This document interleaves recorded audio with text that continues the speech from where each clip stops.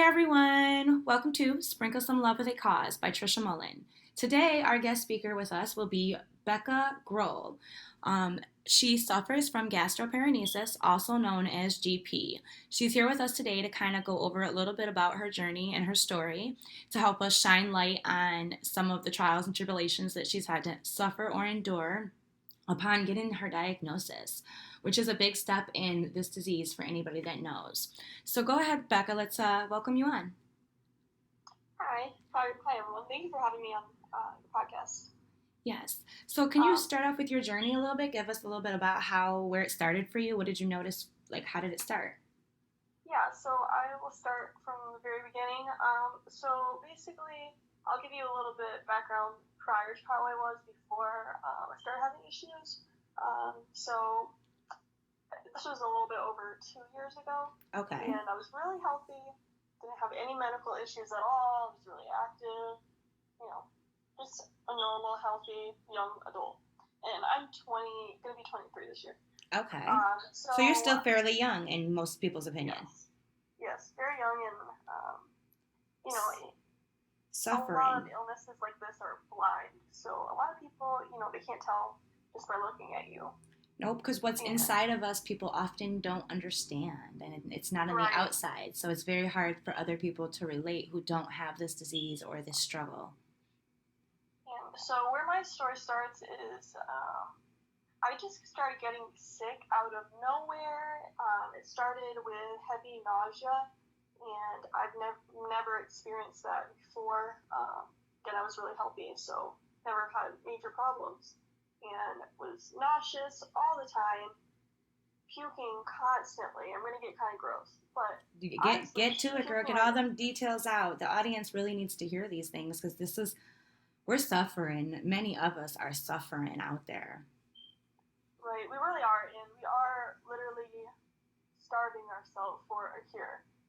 Yes. So I would get sick all the time, literally puking from the bowels of everything I had, and it would be bile and coming out of both ends. I just couldn't stop. It was all day. It was constant, and this also meant constant trips to the emergency room. And every time I went, they would brush it off. And when I did start having issues, I smoked occasionally, and I was honest with them, and I was like, I do smoke. And they're like, well, it's because you smoke weed. That's why you're having all these issues. But marijuana is now actually prescribed, for those of you who don't know, for this particular disease as a treatment plan. So that is actually contradicting and condescending all in itself. But continue with your story, because I just kind of wanted to point that out to our audience right there. Right. And I explained to them, I'm like, well, when I do smoke, that's the only time I ever get relief. Like my nausea, it will take away, most of the nausea, to where it's bearable. And so I stopped smoking completely. So I'm like, you know what? They're saying it's due to the weed, whatever, I'll stop. What changes did you notice once you quit smoking, if you don't mind me asking at this point? When I quit smoking, honestly, I just felt worse, okay? Okay. My nausea, that was the only thing that really gave me relief. Yeah, you felt like you were back at square one, I'm assuming. Right. Now, it didn't take care of 100%, but it did provide relief in the fact that I was puking constantly. So it provided you to be able to hold down food to not be nauseous anymore? Yes, and it did allow me to be able to eat more than I was eating.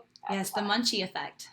That's a great one. Yeah. And a lot of the things that people may not realize, with those constant visits to the emergency room, that's a lot of money. And for them to turn you down and turn you away, and then the amount of times I went to the emergency room, I'm like, I just want you guys to figure out why I'm having these issues, because I was completely healthy. I just got sick out of nowhere, and they would just hot me up on painkillers and send me home, and that was it. Because they couldn't find anything. When you go to the emergency room, the basic things they do is an ultrasound, CT, x-rays. That's pretty much all they do. So those are routine for you, dating back at least 2 years before your initial diagnosis, and they weren't able to actually identify. No.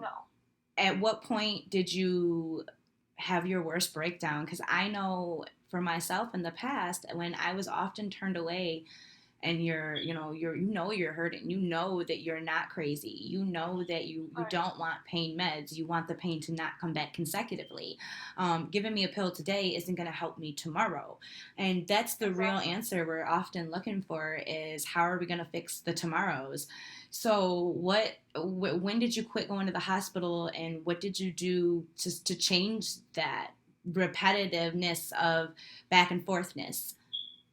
Right. So pretty much my breaking point was when I wasn't able to do the everyday things that I used to be able to do before I started getting sick, like going to work. I would constantly call into work, and they started getting frustrated with me because they're like, we're gonna let you go if you can't come into work.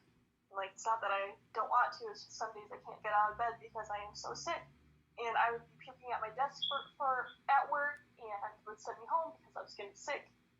Mm-hmm. And so that was ultimately my breaking point. And so I reached out to my primary doctor, and I'm like, look, like, this is what's going on. I'm constantly, going to the hospital. Like, something needs to be done. So they then referred me to a specialist, a GI specialist in Saginaw. His name is Dr. Lilogin. Okay. And so from the start, they're like, it's your gallbladder. We're going to test your gallbladder. See, what's going on with that. So can I Some days ask I you have something real gallbladder quick, issues. if you Okay. don't mind? At that point, how were you doing financially? Because if you're not able to go to work because of this disease, um, how were you financially providing for yourself or your daily needs? Honestly, I wasn't at all. Like, I wasn't making much money because if you're not going to work, obviously not making money. So did that bring on any form of anxiety or depression or extra pressure than the initial disease itself? Did that bring on anything extra? It definitely brought on a lot of anxiety, stress, definitely depression. That is something that I do still struggle with because, um, when you're sick all the time, it does take a toll on your mental health. I feel like And any person with a disease, any disease, the secondary effect is depression or anxiety from the initial issues, or they are already present because we can't get those diagnoses that we're often looking for. So they push you into a depression because without treatment and without affirmative action, we're left with no answers and insecurities that then burrow and create these anxieties that we're left with to pick up all of these pieces at once and to cipher through which puzzle pieces are which. So I know that at this point in your story, you're talking about your doctor and the visits and a very scary journey that she's about to mention next. So at this point, I just want the audience to realize that you're also facing depression issues from these issues. So right, and financially, I just wanted to that's a big deal elaborate a little bit financially. more on that. Yes. Because with the constant visits to the emergency room, doctor's visits, um, and not working, I had a hard time paying those medical bills. And I'm still working on paying my medical bills, which it is a lot better because I am working from home right now. So how old were you But when that happened? Like at that point in your life, at this journey, at this point in the journey, what age were you around? I was 19, between 19 and 20. So who was financially providing the roof over your head, like if you don't mind, like the bills? Because the hospital bills are one problem, but you still have lights, gas, rent, food, car insurance, phone bill, internet, essentials, toilet paper, shampoo, the Right. works. So, luckily, my mom has been a big support system, so she helps me out in any way she could, and also my significant other lived where I was living at the time. He helped me out during that time when so you had a I good couldn't support pay system. bills. That is awesome to have a good support system. So I'm definitely that's huge. Yeah, so I want to shine light on that financial situation because when you're finding yourself at the darkest moments in your life and then you're finding yourself not being able to physically do the things you used to be able to do and the things you used to be able to do to make money, you're also now finding yourself at a career hump because now what do I do to provide? Right. So and I found myself in collections debt. because I just couldn't make those payments. And I expressed to the hospital, I'm like, look, I literally would get on the phone with with Covenant's financial billing department, and I would literally be crying, and I'm like, I cannot pay this. I am not working. Like, I am physically ill, and you guys are telling me time and time again nothing is wrong with me, and something is physically wrong with me, but you guys aren't looking into it like I need you to look into it. Yes, and obviously as the billing department, they can't give you those answers. So I'm assuming they pretty much redirected you into, well, you have to pay your bill, find some resources, figure it out. Go ahead. And then when you figure all that out, come back and complain again. What sucks too, because my work was providing, they offered insurance, and so I was doing insurance through them, and I couldn't get any assistance through the state, even though I was employed, but I wasn't working much to the state, you know. So you were in that limbo land of any assistance, because, you know, they're like, well, you have a full-time job, they offer insurance, so, you know, we're cut off with what we can do to help you. So basically I was just stuck in this turmoil of all this medical debt, and I wasn't getting anywhere with my doctors. So now, where did you get, when you did get this doctor, or that doctor you just mentioned, what did he do next? So what was his plan for you of affirmative action, as he call it? So basically, they did some kind of scan on my gallbladder. They tracked the dye. You know. Yeah. You eat something and then they track it, and they found that my gallbladder was underperforming.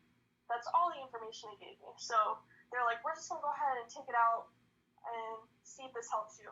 I really wish I would have trusted my gut and not have followed through that, because I'm just wondering if my journey would have been different if I wouldn't have said yes, just go ahead and take it out, because that is a whole organ, and even though they say you can live without it, that's really important for somebody who doesn't even need it out. Well, you can live without it, but there will be life changes that they don't express when they're telling you to remove this organ.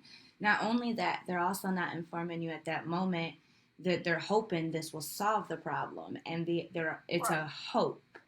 Right, and then they set expectations to me that they're like, you know, the recovery is really quick, you will be in little to no pain after your surgery, and that wasn't the case for me. So what was your case? I'm still not good, honestly. So kind of shine light on that. So right after surgery, let's kind of start there. I know it's gory. Recovering the first few days are always the hardest. So how long did they say recovery should have been, you said?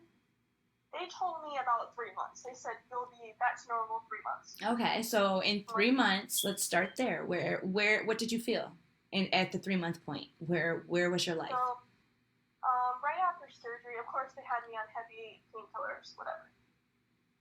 And so I was on heavy painkillers after my surgery. I was in a lot of pain, and they sent me right home after I got my gallbladder out, which they shouldn't have done, because prior to my gallbladder surgery, I had issues with constipation and bile, and so after my gallbladder surgery, I hadn't gone to the bathroom for literally like over a week. It was so painful. It added to my recovery time, and I still have issues with going in the bathroom. So did anybody go in at that point or redirect those issues or try to resolve that for you, or was that left unresolved and uncared about? It was kind of just left resolved and cared about, because they're like, well, you know, you're still recovering, so just give it more time. And then also the issue with not being able to eat, like after I got my gallbladder out, still wasn't able to eat. I would feel really full after a few bites, and I would still be puking, just really nauseous all the time. Same issues I had even prior to getting my gallbladder out. I wasn't good at all after I got it out. So, even after those 3 months hit, still wasn't good. And I was still missing work because I was still so sick. And racking up them bills. So now, at this point, let's go to like 6 months after surgery. Were you diagnosed with GP yet? Or did they start to figure out that underlying cause for you yet? Or were they still misguiding you? So after a while, I kind of just left it alone for a bit, because I'm like, you know, well, they gave me this surgery and they said I should still be good. So I was kind of getting my head a little bit and was like, you know, maybe it is all in my head. Maybe I just need to stop stressing about it, give it time. Maybe I am a hypochondriac. Yeah, but that wasn't the case for me. I went from being super healthy, 120 pounds, and I am now 78 pounds. That is not healthy.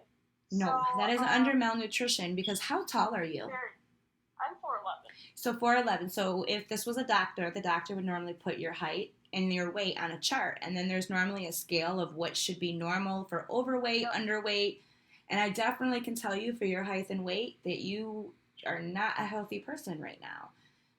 Yes, I can definitely Not say at that. all. And I've been there. I'm 4'11", 5 feet, depending on what I'm wearing, and I can even be 5'1.5", depending on my shoe. And I've been 75 pounds as well, where you are today. 3 years ago, I was 90 pounds. Today, I am like 120, 130 as well, but it's taken a lot of years to get here. Um, Right.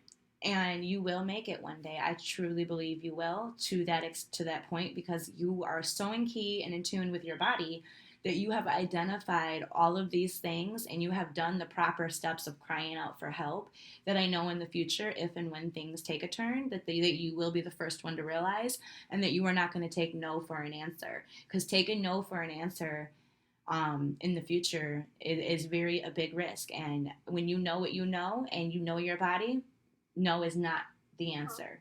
And that is something Right. I really want to focus on here. So if you could say next, kind of like after this long battle of this issue from when they removed it, what led them to GP? Kind of what dark side of your life right there? What hump was it at that point? How many years after in between that surgery till your next journey of to determining is there still another cause? So, when COVID hit, we all pretty much got sent home to work from remote, So how and old are I you was now at still this feeling, point in life? When COVID hit, how old were you? um, 21. 21. Okay, continue. Yep. Yep. And so, COVID hit, we got sent home, and I was still very sick. I was one of the first people from my job that got sent home because they're like, you're already having issues with attendance. We're just going to go ahead and send you home. So that was that. And I was still getting really sick. Now, this is the point where I just kind of left it alone for a while. And then up until recently, because I was around 90 pounds when we got home. And now When I'm down to COVID hit. 78. These past few months, I feel like I've gotten progressively worse, and I've lost a lot of weight. Now I'm down to 78 pounds, and I was like, reached out to my doctor. I'm like, look, this isn't normal. I shouldn't be losing this amount of weight. They asked me, they're like, well, are you eating? I wouldn't be reaching out to you if I was eating, if I wasn't eating. The cure is never more food. Right, and they're like, well, you just need to eat more. So they sent me to a nutritionist who told me all the foods that I need to eat to gain weight. I'm like, okay, well, we'll try that. So I did all that, was still getting sick, still losing weight. My stomach, I basically, sometimes, some days I just can't even get out of bed because the pain is just so unbearable, and I am so dizzy from being so malnourished. It's hard to get out of bed, and that's what people do not understand who don't experience this. Yes, to They're muster like, well, up that oh, energy to just be able to do the simplest task. Even brushing your hair, holding your arms up for 20 minutes at a time to get them knots out can just be a daily chore itself. Right. I've been there. Definitely. Yeah, exactly. And it's like, so just kind of want to explain a little bit what the normal person's body like. So when you're normal, you don't people who don't have GP. So they eat the food, goes into their stomach, goes in the small intestine, goes to the large intestine. With people with GP, they eat their food, it goes into their stomach, and depending on how severe it is, your food will stay there. Like, it can stay there for hours, it can stay there for days, it can stay there for weeks, undigested. So, you're not getting those nutrients. And even if you do feel dizzy, it's not going to matter how much you eat because your food's going to sit there and you're not going to digest it. So, you're going to be malnourished. Definitely. So what would you say got you to your delayed emptying or gastric emptying test that actually gave you your diagnosis? What cry of yours got them to say, you know what, we should check that out? So, at the beginning of the month, I was actually researching my symptoms symptoms online because I felt like the doctors weren't listening to me. So I stumbled upon gastroparesis. And I read other people's stories, and I'm like, this sounds exactly like what I'm going through to a T. So I brought this up to my GI doctor. I'm like, look, I just want you to look into this. This might not be what it is, but this is, exactly what I'm going through. And he's like, well, we'll do a stomach emptying test. And so I had the stomach emptying test the beginning of, was it this month? Okay. It was this month. Yes, I believe it's been like 2 or 3 weeks since you and I spoke, probably last about it. So I had that done, which ultimately confirmed that I do have gastroparesis. And that was like, I was so emotional that day because I was like, I felt like I was going crazy. I felt like it was all in my head. I'm like, well, maybe I'm a hypochondriac and I'm just making myself sick. But now that I have a diagnosis, I'm like, I am not crazy. Like, I can finally. You felt a sense of relief. Okay, after that relief, though, comes the realization of we actually figured it out, and now we've got to face that disease. How are you facing it? I know that you're in the beginning phases of your diagnosis, and you're just starting these trials and tribulations. So what have you endured already over the last few weeks and realized? I know you're 75 pounds, but are they discussing any form of feeding tube for you? Are they discussing any forms of supplements or medications or Zolfrin for the vomiting, or what is their go-to for you? So right when I got diagnosed, my doctor put me on Reglan. Okay. I recently stopped taking it because it has such bad side effects. Correct. And sadly, I endured those side effects. What were your side effects from Reglan? Because Reglan is one of the number one medications, for those of you who don't know, that is prescribed for this disease.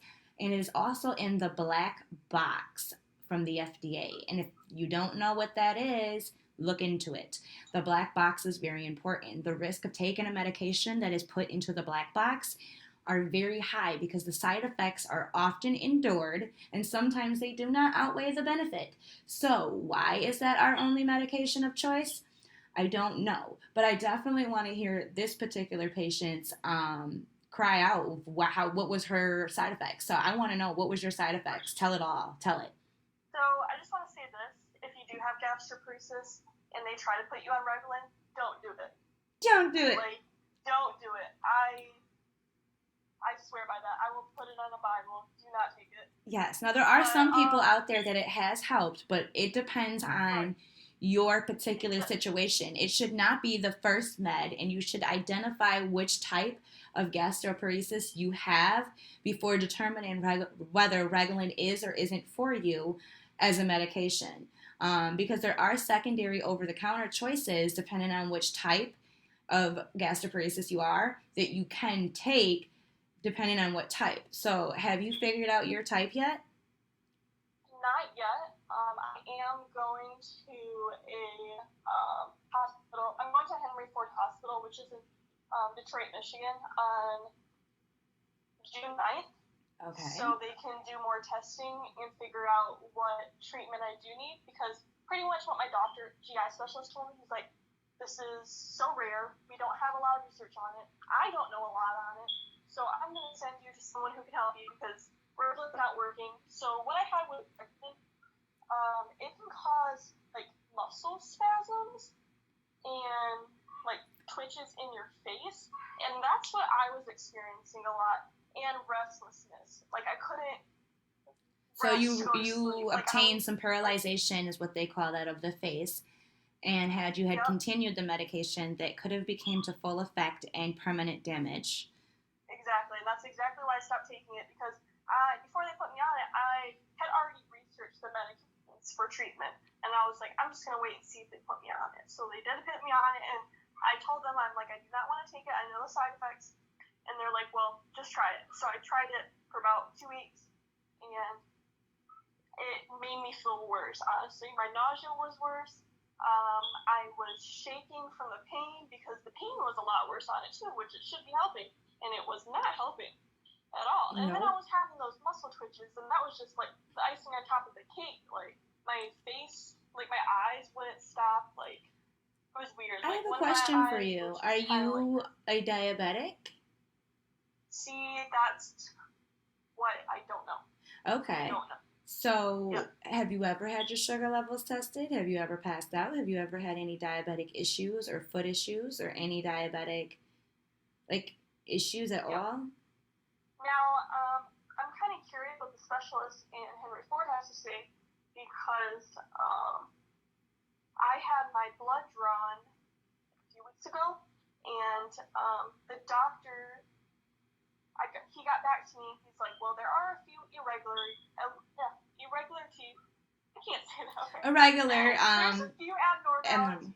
with your blood work, and he's like, but it's nothing to be worried about. And I tried to ask him, I'm like, what? Well, what are the abnormalities? And all he said was, don't know much about it. We're gonna send you Henry Ford, and have them look into it. So I'm like, okay, whatever. Like obviously, there's not much more that you can do to help me. So I just gotta. It's just a waiting game. But yeah, as far as The waiting like game can mentally drain us. I just recently got done playing the waiting game myself of what was next for my life. And when you really don't know what is next and you're playing the waiting game, I myself find myself to start driving myself crazy over the what ifs and over the planning for the worst and how am I going to deal with this? Because when I walk into that office, I'm going to get one of two answers and I need to be prepared for both. And it's easy to be prepared for a no. You ain't got nothing to do. But when I get a yes, how do I be prepared for that? There's so much I need to do to prepare. So we find ourselves preparing for that yes. And sometimes when we get a yes, we're still not prepared. And sometimes when we get a no, we're really more unprepared because now we're back at square one of preparing for, well, what is it? Right, and it's frustrating playing that waiting game because being so malnourished and that drains you. Underweight, because people can actually die from being malnourished, not knowing how malnourished or how severe I have this. This is what's scary, and especially when the specialist that I was referred to can't tell me anything, can't answer my questions that I have on my blood work or my testing, or Nope. But my advice to you is to go get those labs that he's not sure of. Go get copies of all of your documentation and to start to build a file because whenever you do make it to the next doctor, the more information you have at hand, it's easier for them to treat and diagnose or come up with a treatment plan because they have your history at hand. When I have to send off for it or I have to wait for paperwork to come back to verify what you're saying, or for instance, you talk about these labs, but until I know what those labs are, could you even begin to develop your next sense of where to go next? So now we're back at waiting game again, and I'll have to call you back to my office once I receive those labs. So you did all this waiting to only be told to wait some more, and you shall come back. And then when you come back, you get a plan. And again, wait some more until we actually proceed with treatment or procedure or that day of. So that waiting game has been stretched. So right, and it's frustrating because I've been waiting my whole life, like months, years. It feels like forever, when you're waiting for these diagnoses and you're crying about the pain of the daily needs. Now, I kind of want to go into another topic here. I feel that whenever we have a disease, doesn't matter what it is, we incur emotional issues, anxiety, depression, which we kind of talked about those already. But we also incur relationship issues with our lover or our mother or our daughter or our sister or the people whoever are around us on a daily, whoever that is. And I also want to talk about our caretaker, the people that help us in our support system. Sometimes we find ourselves taken advantage. So let's talk first about those relationships. Were any of your friendships or relationships affected by your diagnoses?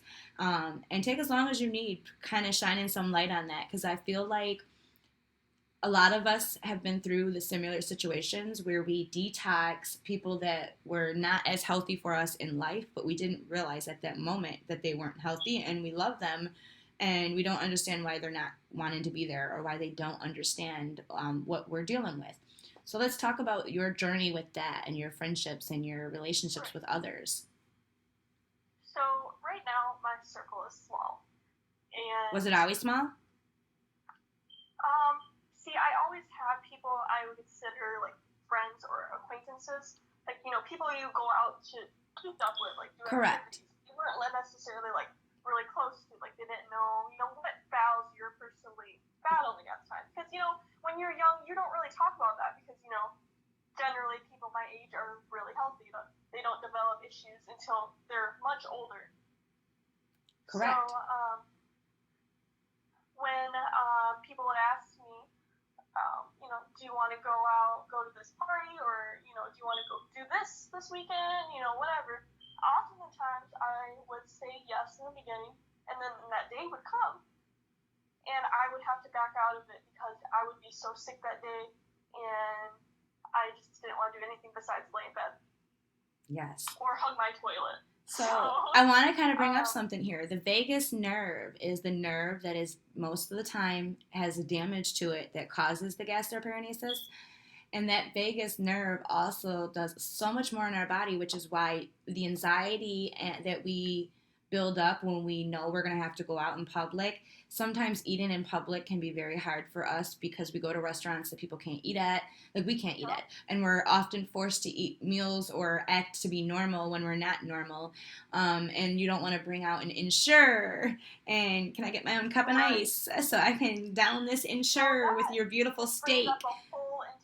Different type of anxiety. Yes, so that brings up the reason why on the day of it is very hard for you, because anxiety drains your body. You're already drained. You're already malnourished. You're not healthy. So any form of extra pressure of the daily life or task, or even joining someone's wedding, there's going to be 50 people there. I have to look pretty. There's going to be photos taken.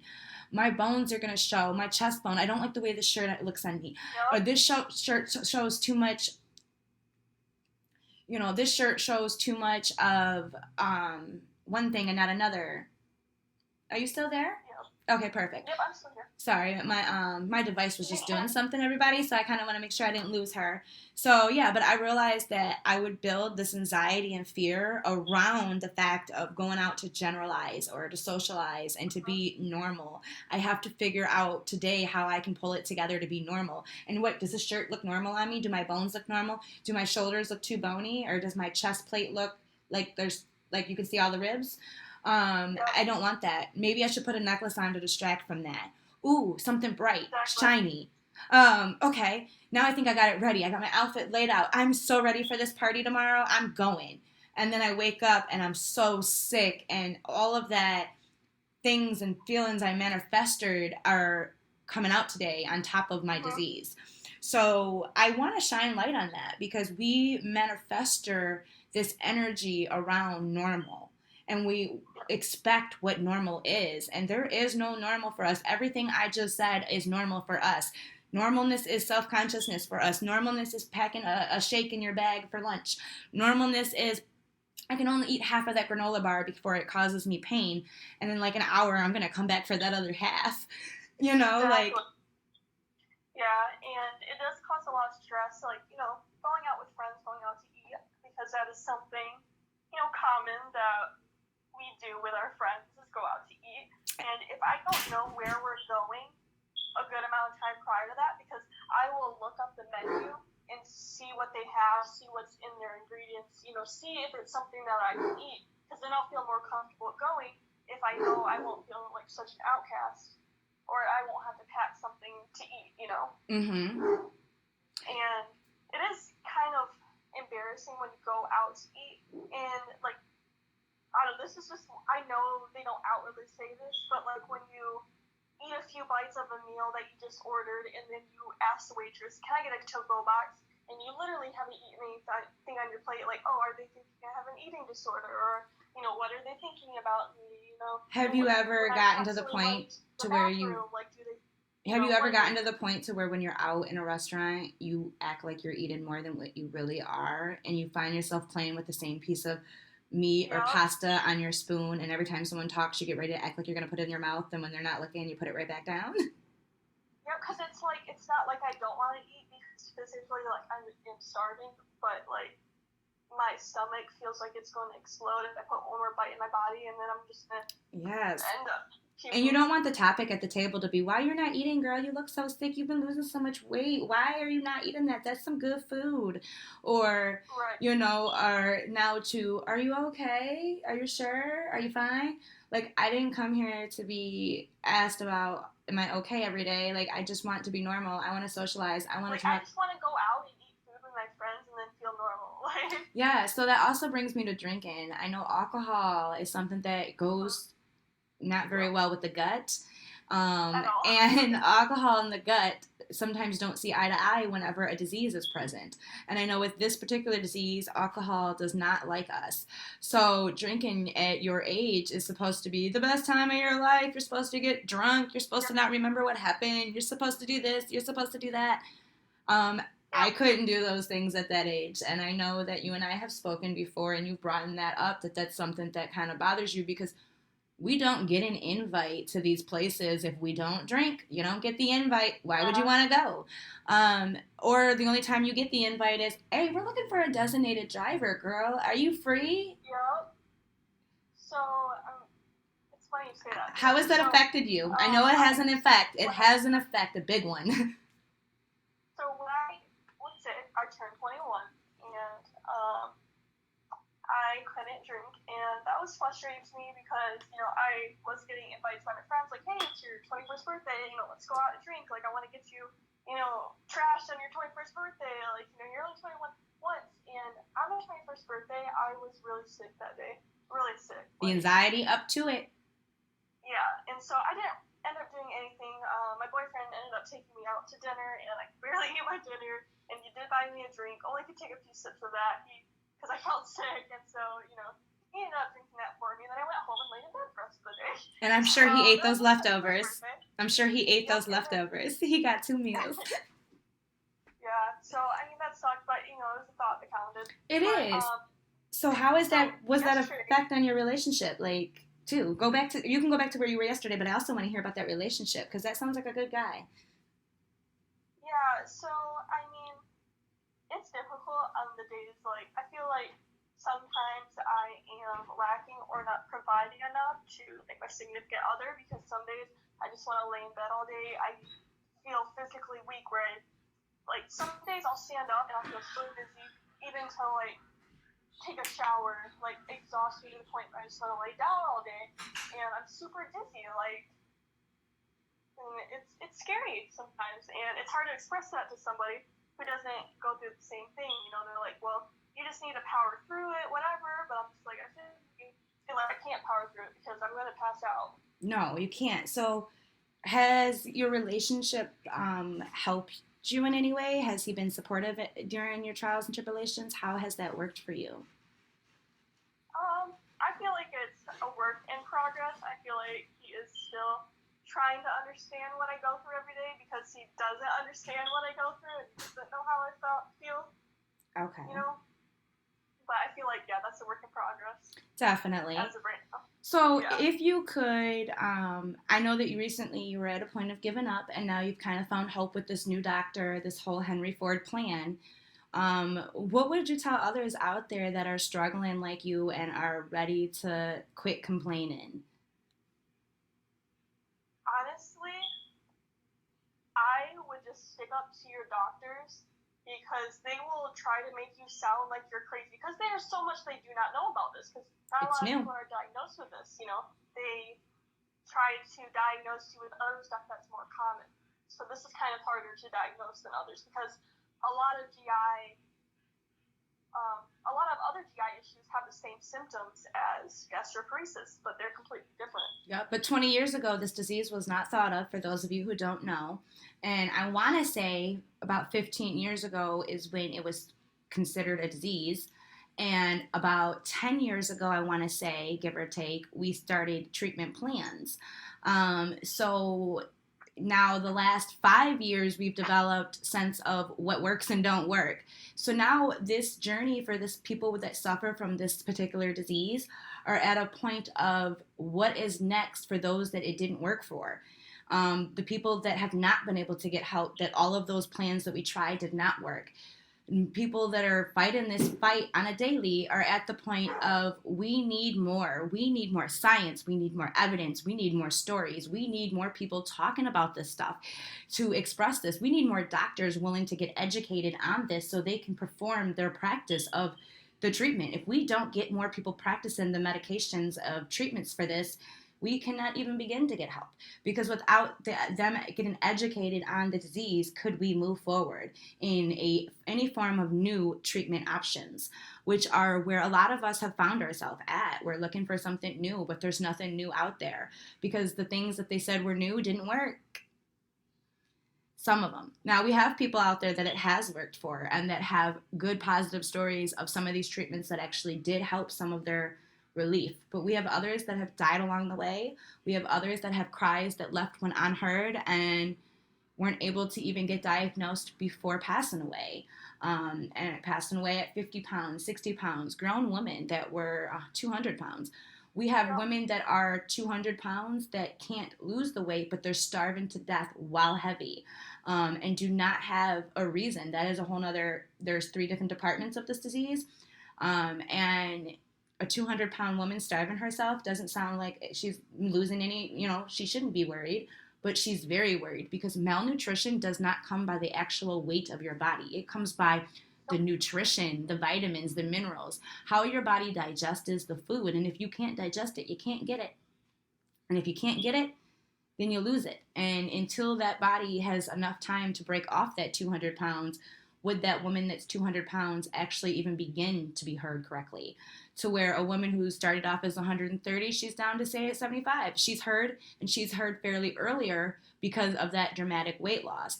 And she can't lose another 50 pounds on top of 75. She can't go to 5, 10 pounds. So we have to help her now. Where a woman that is 200 pounds, we have more time to where they feel they have more time, because that's not true.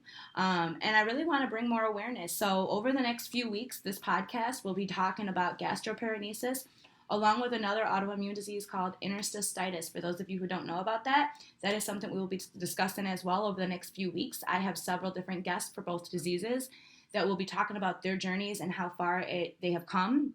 And I really appreciate you coming on today. And I want to be able to tell everyone where to find you. And I want to be able to leave off with a positive note. I want to be able to have you say something positive for the audience of what it feels like, to have this, even though it's been negative. What were the positives? There had to have been some. Right. No, there was definitely some positives that have come out of this. I feel like my outlook on life has changed. Because whereas before I had gotten sick, I kind of taken everything for granted. It felt like I was invincible, nothing could stop me. And now that I have gotten sick and I have a diagnosis, I appreciate the little things in life, because where my health is now, and I've expressed this to my doctor, I'm like, if I don't get help that, I need now, I'm sorry to say, but I literally could die from this. And that's true. That is very true. Your cries are real, and that is true. Right. And it's scarier in itself to know that's a real possibility, that if you don't get the help you need and you lose another 20 pounds, you could be in a cardiac arrest. You could have a heart attack. You could have, there's many ways that your body will find a way to shut down, like organ failure, or, and we actually have some girls that will be coming on to talk about how that has happened to them because their cries weren't heard. So never quit crying, never quit complaining, never quit expressing what's wrong with your body. You're your own advocate. And if you can... And you know your body better than any doctor can tell you. If you go in and they say nothing is wrong with you, but you feel it deep down that something is wrong with you, don't stop fighting for that, because this is serious. And along with any illness, yes, that is undiagnosed. Anytime you don't have a diagnosis yet, continue to fight for your diagnosis, because without a diagnosis, your journey can't even begin. It starts with a diagnosis. So it's taken you 2 years to get your diagnosis, and that's 2 years of a fight that's been very hard. I know that you're probably... And my health could completely be different if they would have listened to my outcries for help, Sooner. sooner. And Yeah, that's what I want to bring exactly. awareness on. If they could only listen to us sooner, then we could get help sooner. We wouldn't be forced to go down to such a negative impact that we're forced to climb out of, and only the strong survive. That is not fair. Right. That's not fair to anybody involved. Not even your mother, Right. your father, your brothers, your sisters, your children, if you have any. Which I don't think you do yet, but No, you I know, can't. it's I not gotta be fair to the people around us that have to see us like this. And it's not fair for us to have to live like this or go out like this or beg to not go out like this, because this isn't how I want to go out. I don't want to starve to death with options to eat, but I can't eat. Like, I don't want to wake up every day in pain. I don't want to throw up my food because it's spoiled in my stomach today. And oh Lord, did that taste rotten when it came up. And I don't want to have infections because of the rotten food that caused all these bioinfections that later turn into infectious diseases that later get into your kidneys or affect your bladder.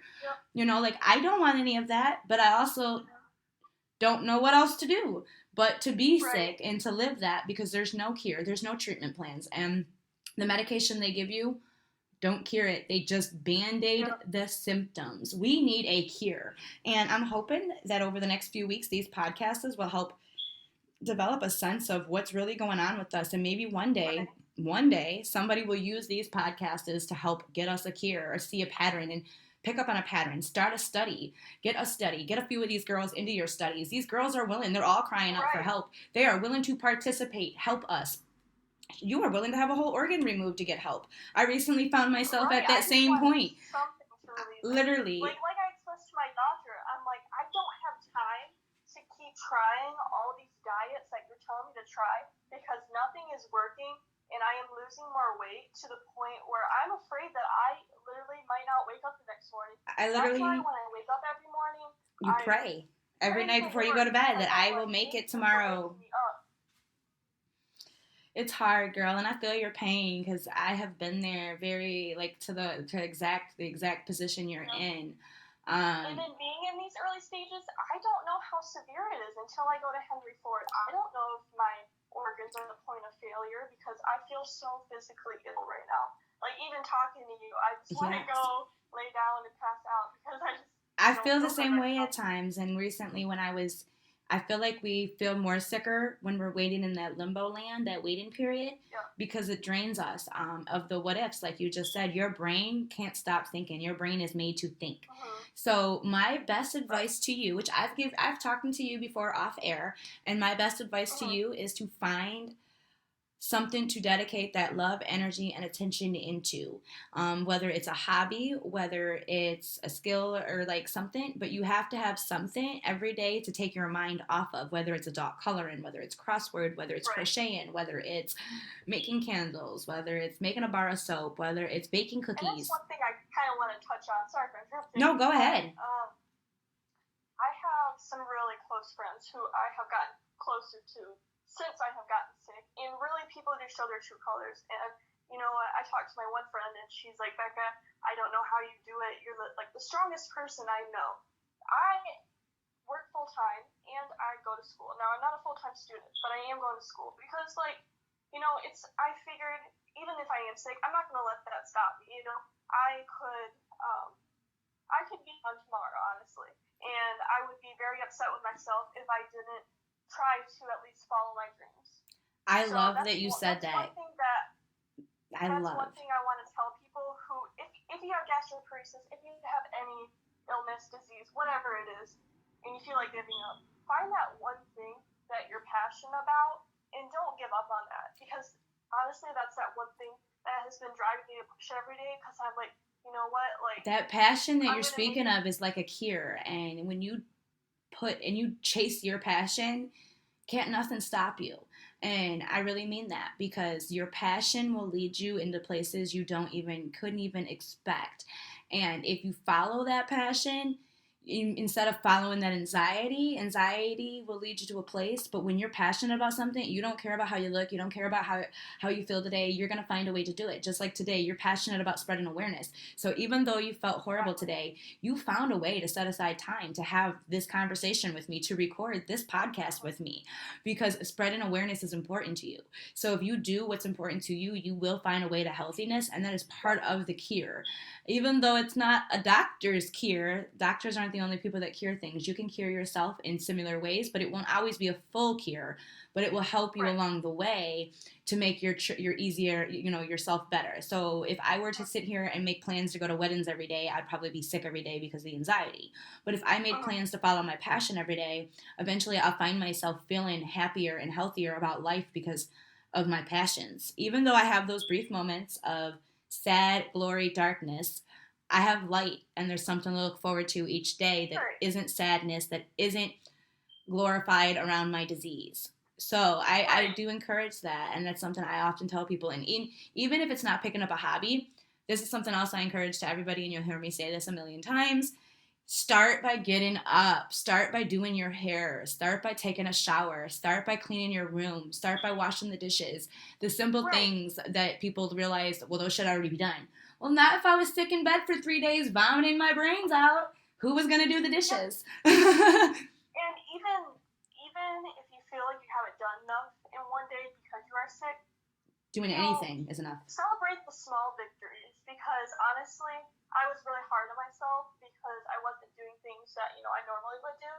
And But you went from a healthy teenager to an unhealthy teenager, and teenagers are full of all this extra energy, and they're like little fairies that can go to school, go to work, have a boyfriend, fight with their mom, and still drive a car. Like, they can do it all. And I cut off a lot of family members because they just wanted to start drama. They didn't want to put effort into my life, and I'm like, you know what? I am sick. I don't have the time to put in energy into people who aren't putting energy into me and willing to understand me and be a part of my journey. So I'm like, you know what? Blood or not, I gotta cut off any of that energy because I don't deserve that. True. And even if you aren't sick, I feel like that's applicable to anybody. Yeah, it's the beginning phases of getting healthy in general, is to detox those people around us that aren't positively feeding our mind, body, and spirit in a positive manner, or who don't make us feel positive in those aspects. And if you start to detox and de-shed those people from your life, you will see a positive ripple effect that is different. Because I used to get shamed for like not being able to make it to an event, or not being able to pop a bottle with you on your I only get to get married once, or I'm having a baby, just come on, everyone's having a drink, yeah, celebrate, so and so had a kid. And like, you get shamed for it, and I don't have time to re-explain, did you forget I'm sick? Did you forget I got kidney disease? Or did you forget I got this and I can't do, like, hello, you're gonna kill my kidney with that one bottle. You only live once, you're right. And I'm not having a drink because I want to live. I fight every day to live, so why would I come here today to try to kill myself, basically, with you? The things you're doing as a healthy person is a form of celebrations and partying, and those are things I cannot do because those are literally toxic and deadly to my body. It is like worse than drinking bleach. I would rather have bleach than alcohol. Not advising it, but example wise. Not advising. But another thing I wanted to tell people is it's okay to have bad days. Just don't unpack your bag and stay there. Don't. Like, it's okay to stay in bed all day and listen to your body, but also at the same time, don't stay there. Yes. Get up, brush your hair, take a shower. Even if that's the only thing you did that day, so even if no one else is willing to celebrate that victory with you, celebrate that for yourself. I do, actually. I love that you said that. Yes. And look, actually, recently, the other day, because I don't really like spend like time in depression anymore, like where I unpack my bags and stay there. But I do advise a good healthy cry out. So when I recently thought I was going to lose more organs, I literally spent like 2 days just crying alone about it. Not necessarily with anybody seeing me, but I literally just let it all out. And then I felt so much better about the situation, and I was able to move forward and get, pack my bags back up and get out of that zone and out of that trends, just to be able to do it. So sometimes we hold back from crying because we want to be so strong, and we're so used to being the strongest person everybody knows. How can I be weak right now? Everyone's expecting me to be strong, and everyone's telling me I'm strong. So for me to be weak right now, like, I can't. But you can cry it out. You can be weak right now. You can cry it all out, but you have to be strong again and get back up, because it's that getting back up thing that keeps you going. And if you don't use it, you'll lose it. So I definitely want to say that Becca has been some very good information for us. I want to bring her back in the future. I want to hear what Henry Ford has to say. I want to hear what type of gastroparesis is she and what lies next for her. She is in the beginning of her journey, so I really want to follow her journey throughout this. And I'm hoping that these support groups that we're involved in will she can connect with a few other people and get some good information and maybe some better advice from people that have actually, when she crosses certain paths, when she gets to those points, that have crossed those paths too. Whenever we're at a new point in the disease or a new stage, we find ourselves trying to learn everything we can about that phase or that stage that we thought we knew or refreshing our memory. And we have some great support groups out there that you've been really actively in. And it's very rare that you see a new person diagnosed asking questions, reaching out for help, asking for support. And the fact that you're doing all of these things, I see a positive journey for you. I see that you are going to be, you're going to be pretty well off, that you are not going to take no for an answer, and that you're on a mission and you're not stopping. And that is the drive you need in this battle. Without that drive, the battle will eat you alive. So don't let it, and continue the fight. And if you ever need to talk, Becca, I'm here. Right, and I appreciate you. You're the first person that I ever reached out to, because like I saw the first thing I did when I got diagnosed is I went onto Facebook and I was like, well, what resources can I reach out to? Because like I don't know anyone around me who has this, and I just feel so alone.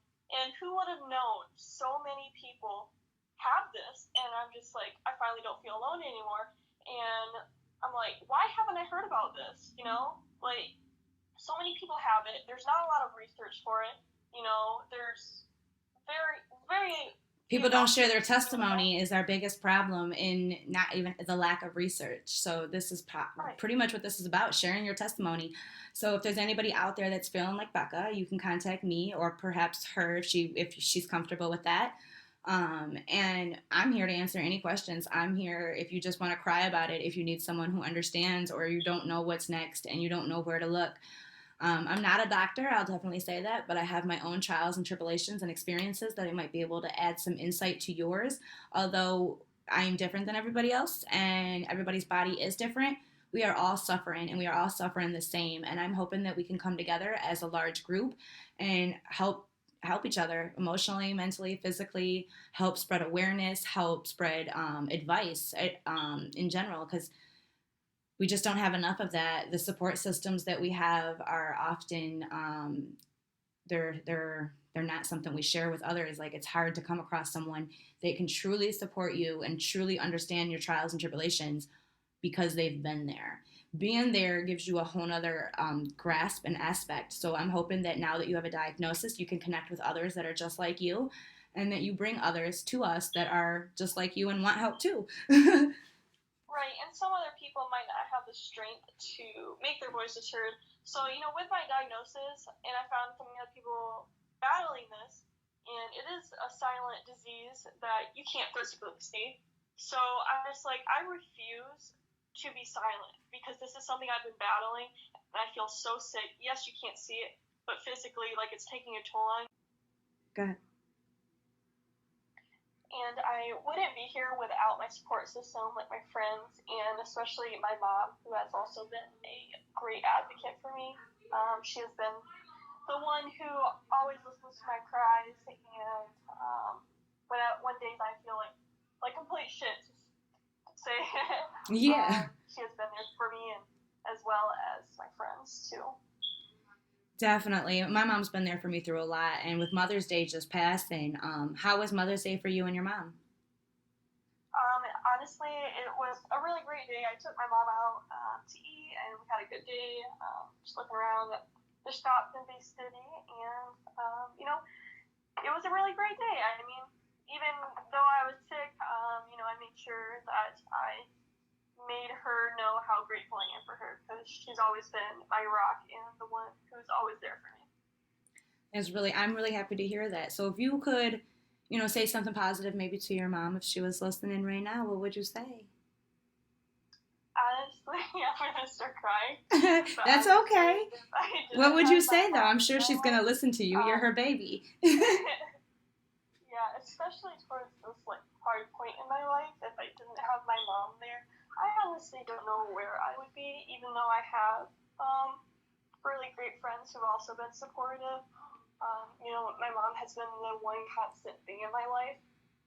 And she's never given up on me. And she's always listened to me and has always tried to understand what I've been going through. And I'm forever grateful for that. So I just want to say I love you. And if I could repay you in any way, I would. Aww. Without a doubt. See, I like that. It's so good to have somebody in your corner. And so for anybody who's listening who feels like they don't have anybody, sometimes just opening up to like your mom or your significant other about what's going on with you can create that room for opportunity for them to be that support system.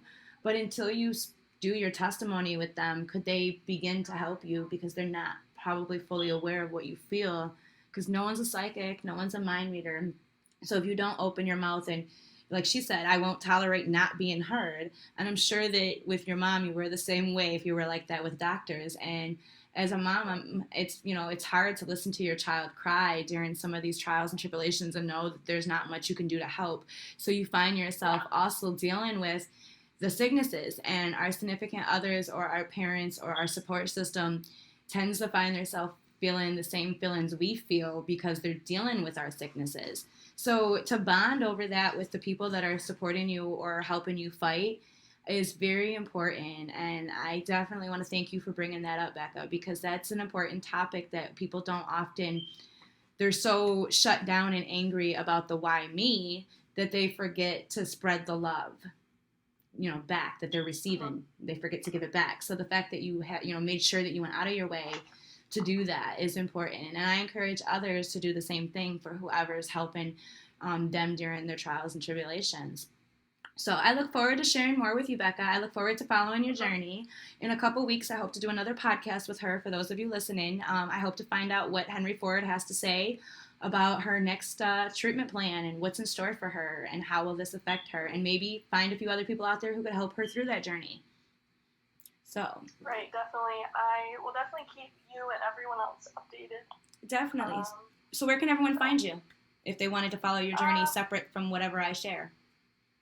Well, I am on Facebook. Do you publicly share it?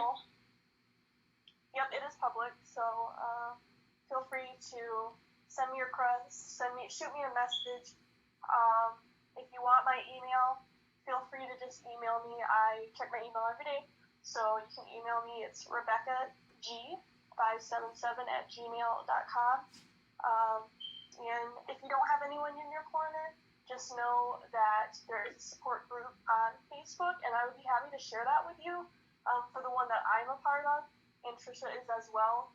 They're amazing people, some of the most amazing people I have come across and spoken with, and have the opportunity to speak with them. Just know if you don't have anyone in your corner, you always have me. You always have those resources, tons of other people that will be in your corner as well. Yeah, so I appreciate that. And these support groups, I'm so glad, because when you came to me a few weeks ago and I sent you to them, I did not even realize the impact that they had on you or your life. So sometimes we don't realize when we're sick, the conversations that we have with others can be life-changing for them and can actually lead them to answers that they're desiring, whether you have them for them or not. Somebody out there does. So share your testimony, share.